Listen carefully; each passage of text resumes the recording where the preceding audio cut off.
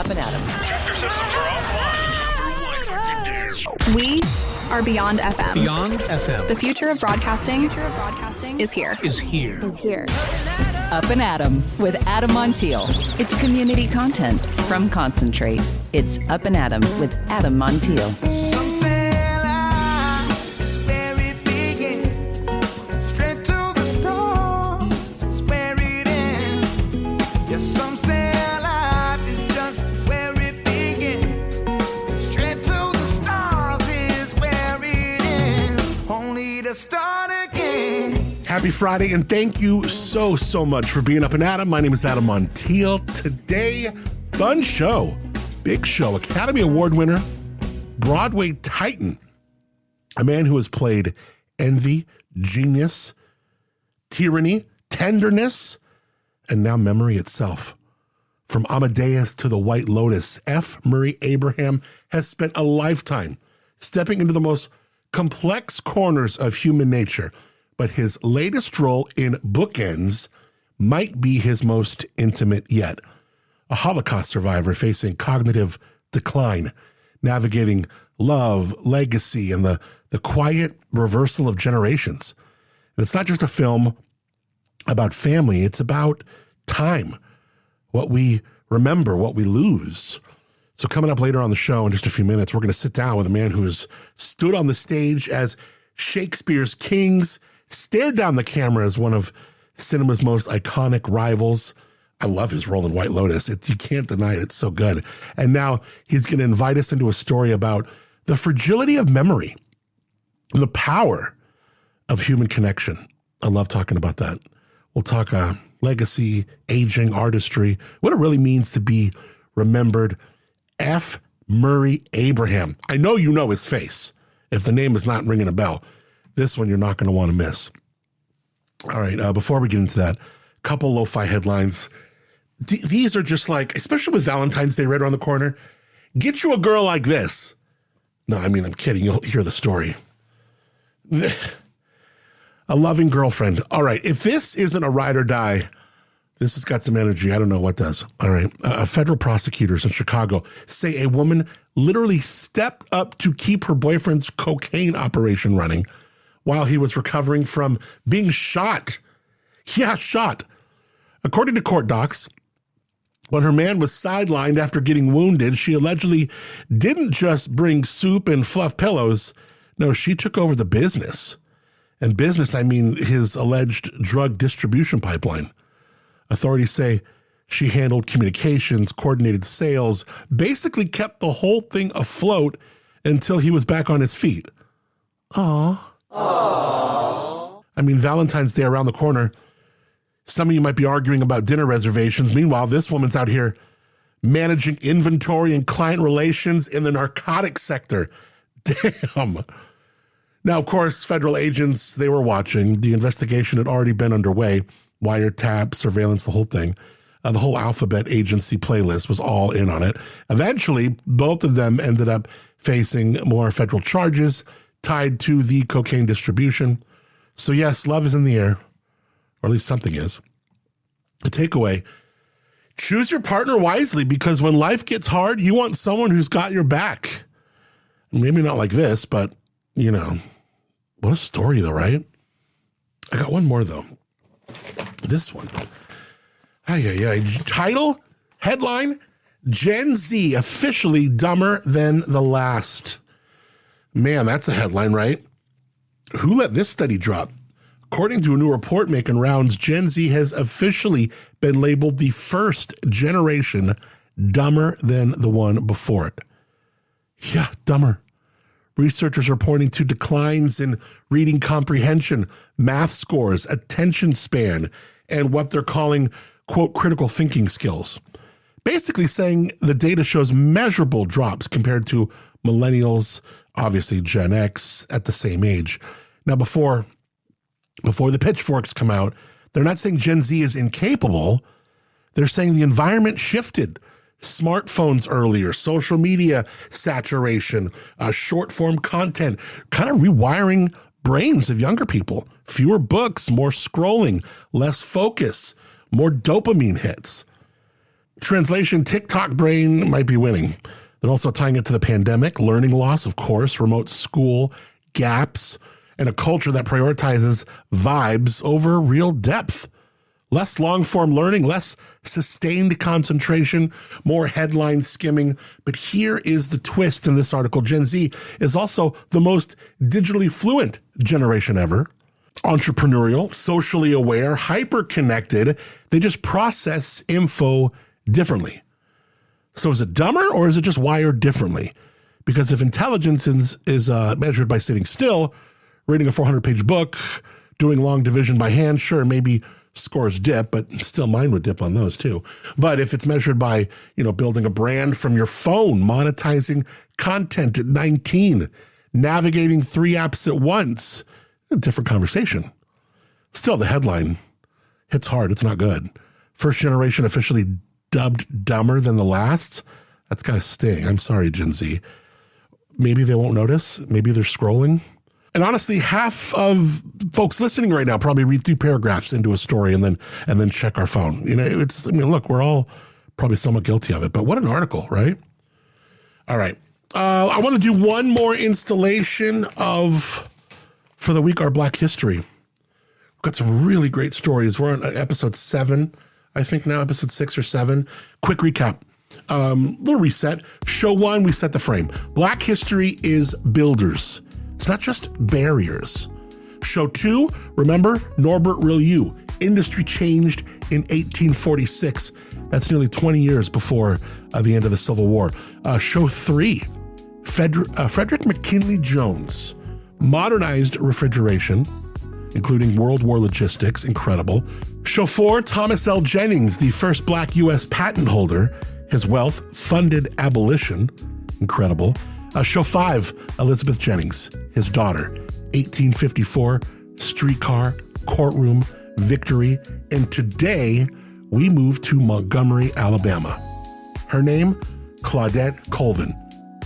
The year is 1955.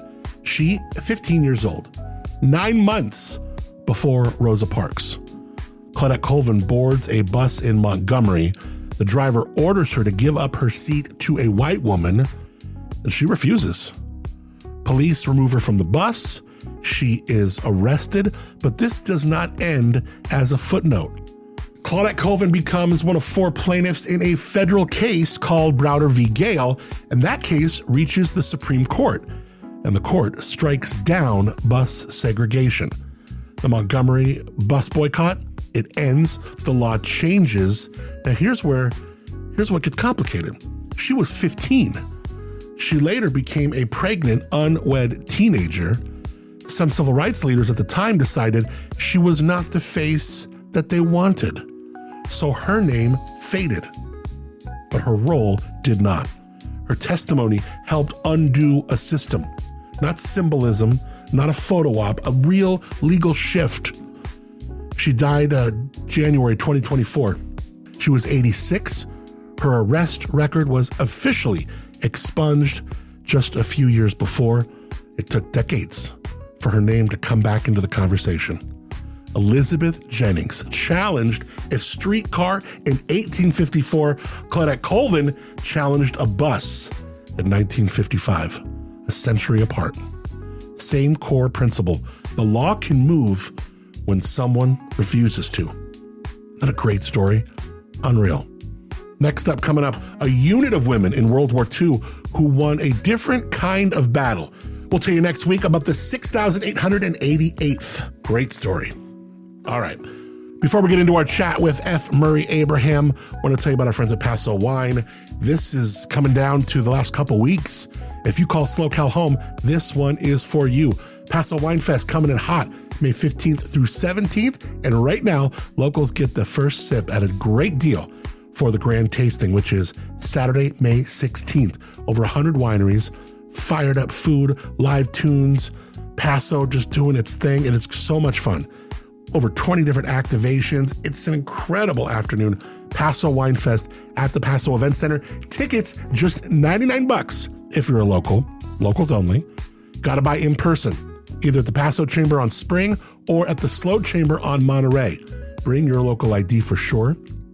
This deal is just for folks who live in SoCal. For more details on the event itself, go to pasowine.com. You can also win a pair of tickets on adammontiel.com. Right off the homepage there.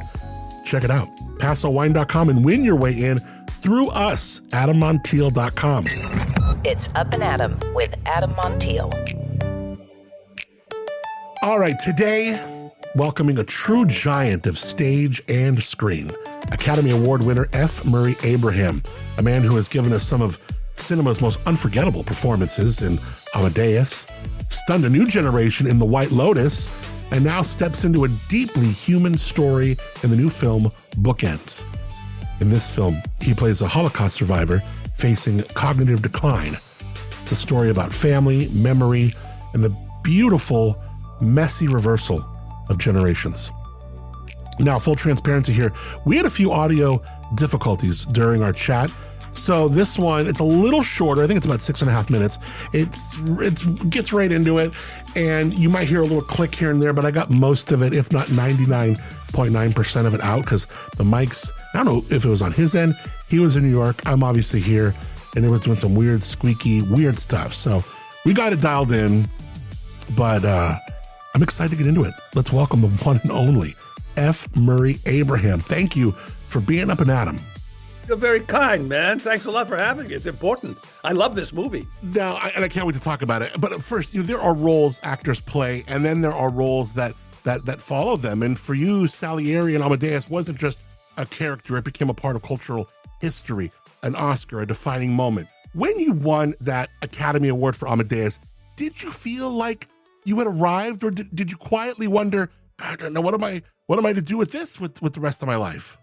No, what I did was what I think so many people do, unless they're very, very mature. And even though I was in my 40s, I didn't behave maturely.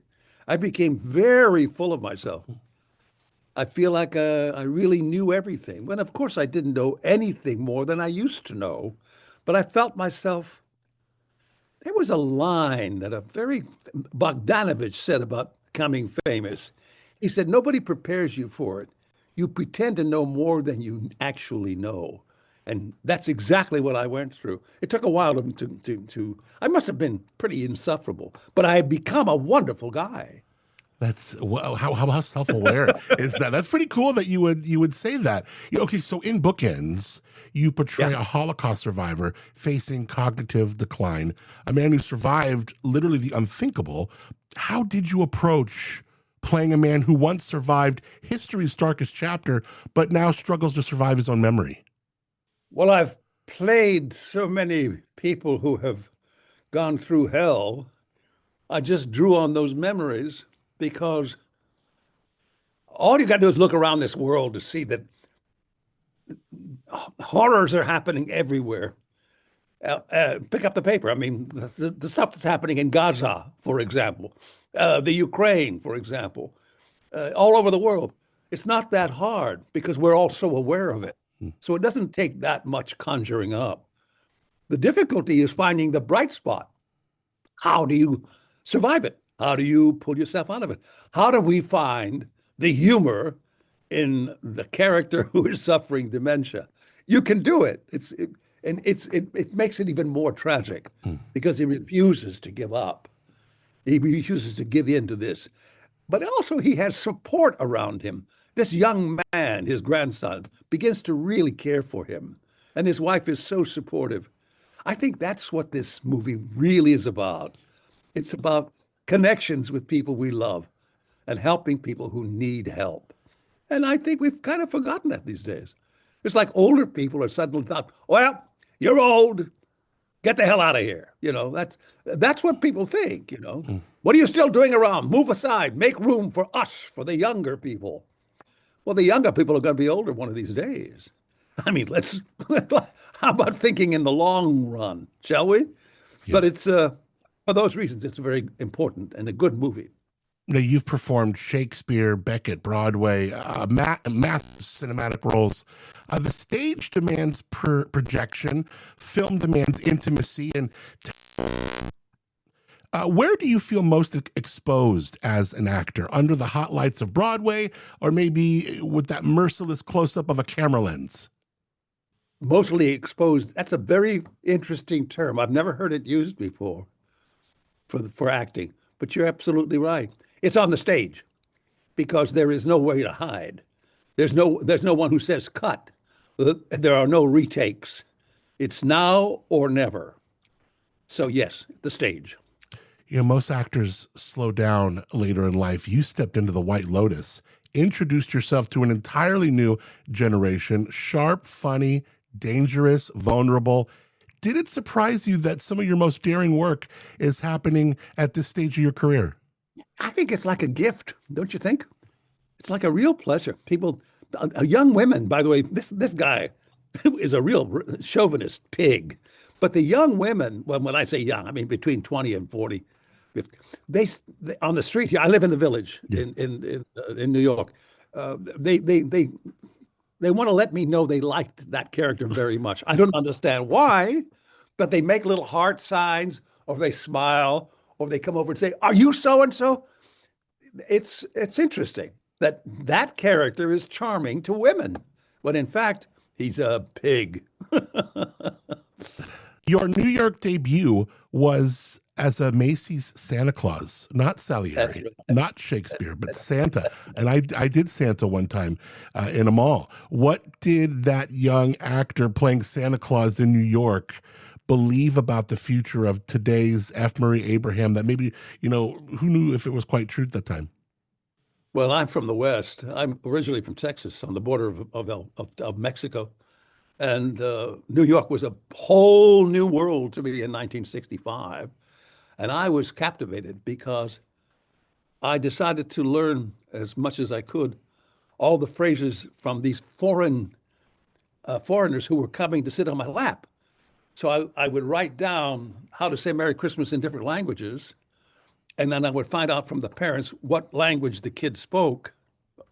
And then I would use that, I would say it. And they would think, my God, it really is Santa Claus. Oh. I took it very seriously. That's so cool. You're the spokesman for a Multi-Faith Alliance for Refugees. And in Bookends, you play a survivor.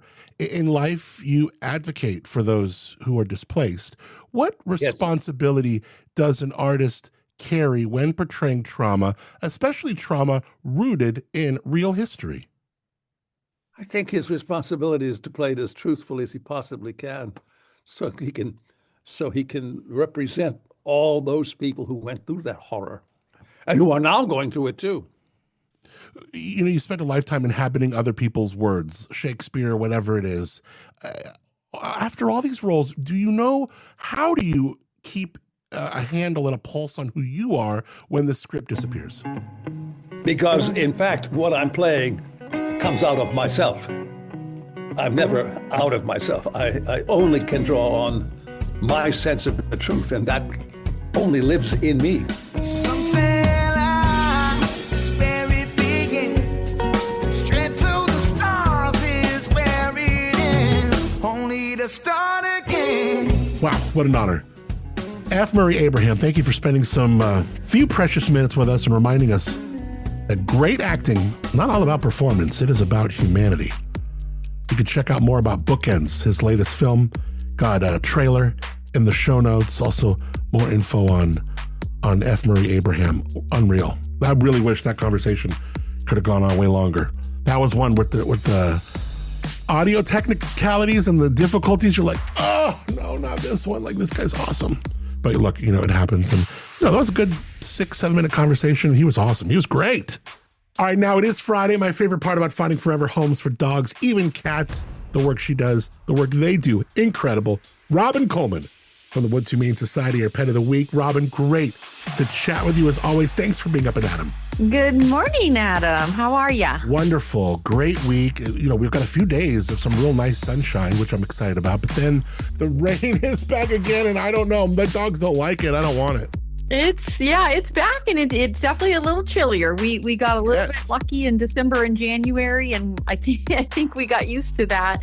And then this week I've been like, what is this crap? Yeah, it's been super chilly, you're right. Yeah. I really like the stock that you have for the Pet of the Week. Oh. Another cutie, big smile, and just really unique markings. Like, what an adorable dog. Yes, he is. He is a big old hunk. So it's the weekend of love to celebrate love or add love into your life. So we are celebrating love and playing matchmakers as usual here at Woods. We're offering $14 adoption fees on our adult cats and dogs up until Sunday. So you can get this 80-pound of hunky love in your life for just a $14 adoption fee. That's like the price of a sandwich. So come on, guys.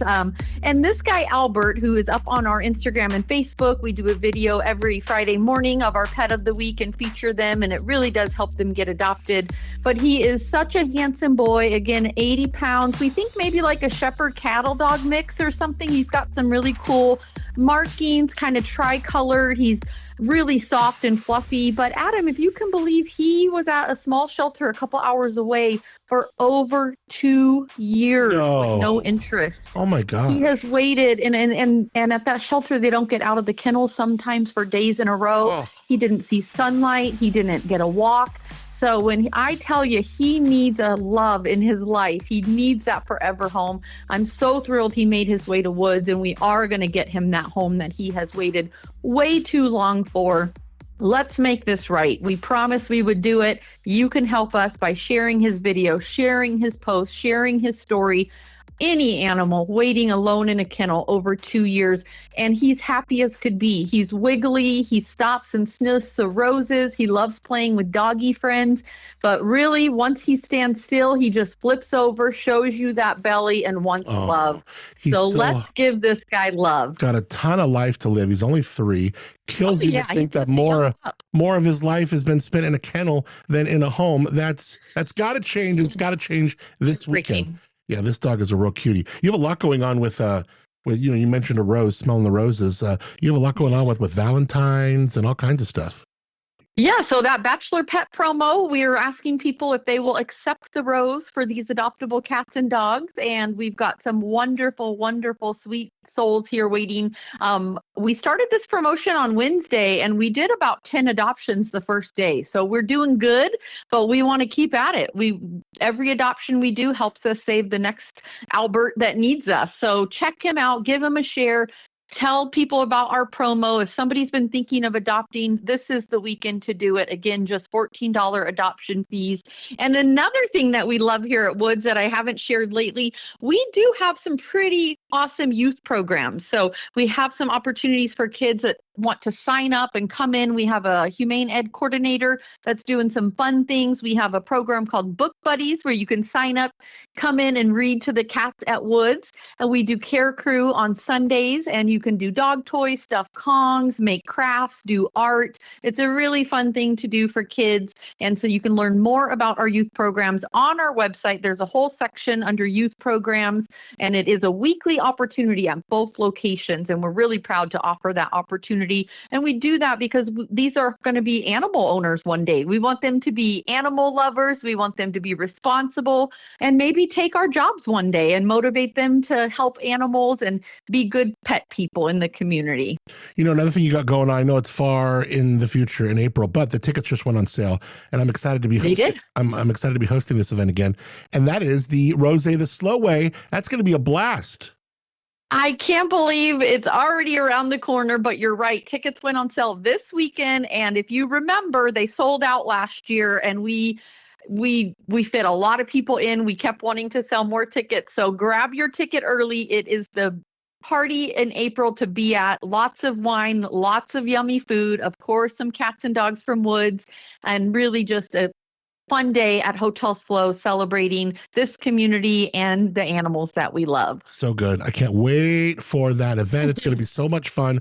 Robin Coleman, the Woods Humane Society. She is my absolute favorite part about finding forever homes for dogs, even cats. We got to give this dog, beautiful dog, a chance. 2 years in a kennel. It is only 3 years old. I mean, do the math. This dog, Albert, needs a home. So, and just an adorable kid. You got some outside area. You're at a winery. You got a little backyard. I mean, this dog just needs some love. And like you said, dogs. He loves everybody he meets. He loves to go out and sniff around. He's an easygoing guy, kind of like an old soul feeling, but a young guy. So he's got a lot of life to catch up on. And we're on a good streak with our pets of the week the last month or two. So let's keep it going.